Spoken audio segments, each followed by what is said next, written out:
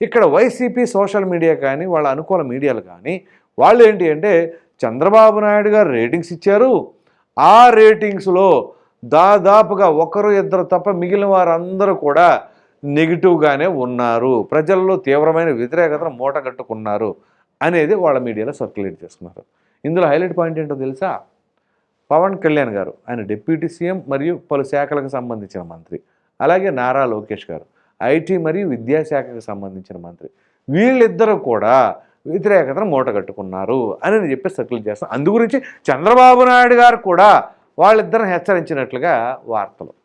ఇప్పుడు అసలు పవన్ కళ్యాణ్ గారు ఏం చేశారు, లోకేష్ గారు ఏం చేశారు అనేది ఒకసారి చెక్ చేద్దాం. నిజంగా ప్రజా వ్యతిరేకత అనేది వీళ్ళిద్దరూ మూటగట్టుకున్నారా? ముందుగా పవన్ కళ్యాణ్ గారి గురించి మాట్లాడదాం.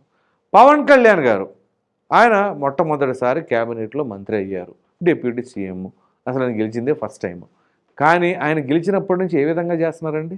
ఒక ప్రక్కన పార్టీ ఆఫీస్ దగ్గర జనవాణి కార్యక్రమం నిర్వహించడంతో పాటుగా ఆయన శాఖకు సంబంధించిన అంశాల ప్రతి దాంట్లో కూడా ఆయన అసలు ఏ విధంగా ఉంది, ఏంటి నిధులు ఏంటి, నిధుల కొరత ఏంటి, లేకపోతే ఆ శాఖలో ఉన్న లూప్హోల్స్ ఏంటి, లేకపోతే అక్కడ ఉన్న అధికారులు ఏం చేస్తున్నారు, గతంలో ఏమైనా అవినీతి జరిగిందా అనేది ప్రతి ఒక్కటి ఆయన నిత్యం చూసుకుంటూనే ఉన్నారుగా.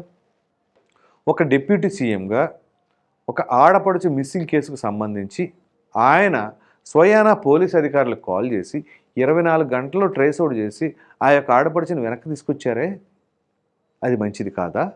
అది నెగిటివ్ మూటగట్టుకున్నారా?